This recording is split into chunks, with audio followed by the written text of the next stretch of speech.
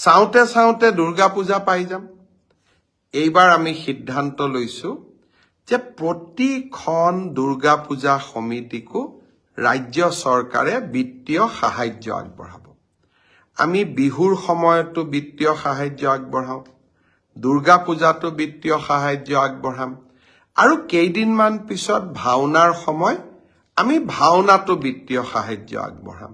অৰ্থাৎ ৰাজ্য চৰকাৰে অসমৰ প্ৰতিটো উৎসৱৰ সময়ত আমি একেলগে জনসাধাৰণৰ লগত যাতে উৎসৱ পালন কৰিব পাৰোঁ, তাৰ বাবে আমি এনেবোৰ নতুন আঁচনি আৰম্ভ কৰিছোঁ।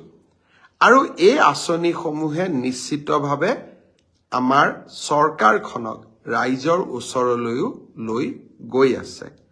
মই শাৰদীয় দুৰ্গা পূজাৰ যিসমূহ সমিতিয়ে এতিয়ালৈকে উপায়ুক্তৰ বা আয়ুক্তৰ কাৰ্যালয়ত যোগাযোগ কৰা নাই, তেখেতসকলকো মই অনুৰোধ কৰিম যে আপোনালোকে আয়ুক্তৰ কাৰ্যালয়ত যোগাযোগ কৰিব, যাতে দুৰ্গা পূজাৰ বাবে নিৰ্দিষ্ট ধনৰাশি আপোনাৰ পূজা সমিতিখনেও পাব পাৰে।